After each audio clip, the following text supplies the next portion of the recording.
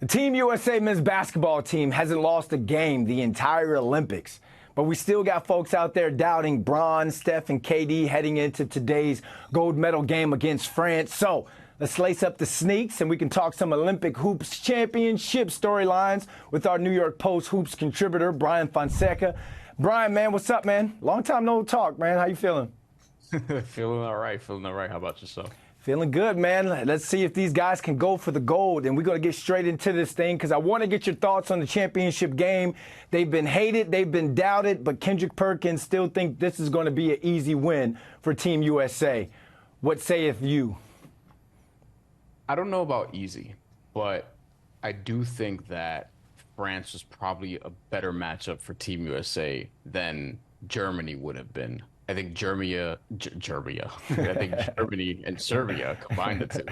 That'd be a hell of a team. I think Serbia and Germany are still better than France, even though France beat Germany. But that was in France, and that was a close game. And I thought it was Germany's worst performance on a world stage in a couple of years, being that they won the World Cup last year and they got a bronze medal in Eurobasket the year before. So they've been on a little bit of a run. I think with France, the thing you do have to worry about is their defense. Their defense is really good. Even without Rudy Gobert, the defensive player of the year 4 times in his career, they've been very strong defensively as of late. They're getting great defensive minutes, not offensive minutes necessarily, but defensive minutes and rebounding from Victor Wembanyama. Gershon Yabusele has been very, very active on the interior, as has Matthias Liesort. And they're getting enough, they've gotten enough over the last couple of games, three-point shooting from various players on the roster, including Isaiah Cornier and Evan Fournier. So, like, France is going to be a team that's going to have to shoot threes, but their defense, I feel like, and feeding off the crowd could at least keep this competitive for a while, though I still think Team USA could pull away just because their offense is going to be so much cleaner, most likely. Who do you think has more pressure to show up and perform, the front court or the back court of Team USA? I think it's an interesting question, but I think ultimately, like, LeBron's just going to kind of put this on himself. Okay. I think he's going to try to elevate them. We saw a report last night from Shams Charania saying that Kevin Durant is expected to start in this game, which he's been coming off the bench for this entire experience so far.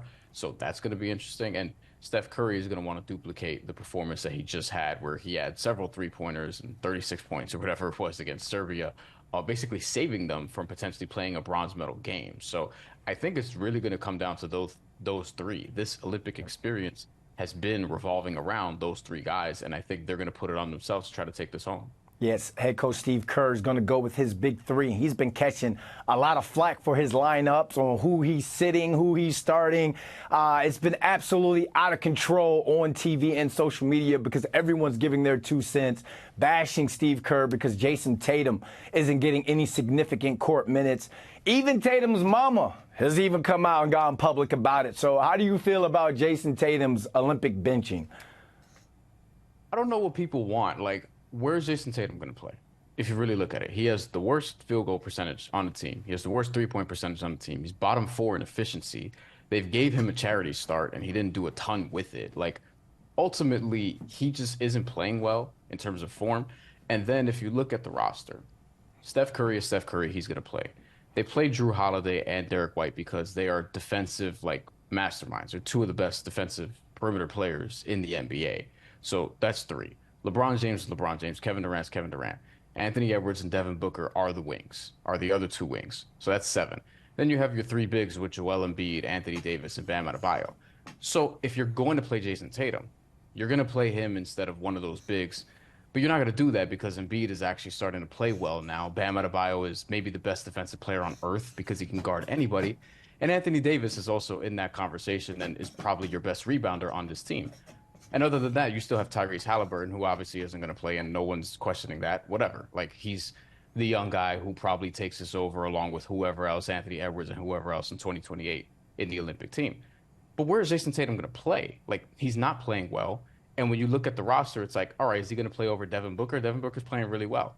Is he going to play over Anthony Edwards? Anthony Edwards is playing really well. Is he going to play over one of the defensive guards? Like, what is he going to add that they don't already have? And also, they're 5-0.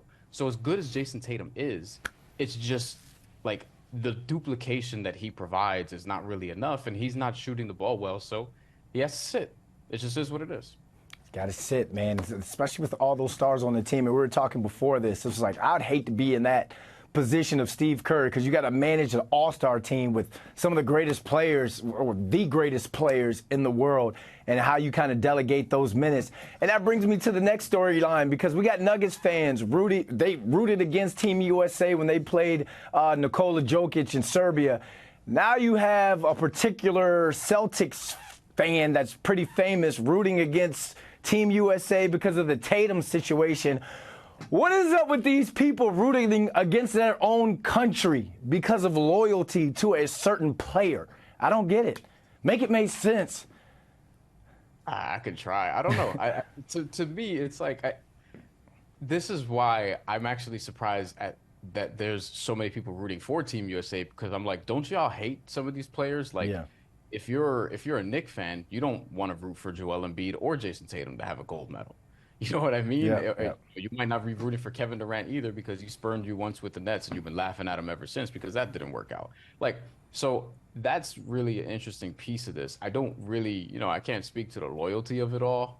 But I think, root for who you want to root for. Like, I think with this conversation and with Nikola Jokic, like, it would have been fascinating to see. And I think ultimately people do want to see Team USA get pushed. I want to see them pushed and tested and see if they can do what they did against Serbia, which they did. Like they were pushed by a really good team and arguably the best player in the world.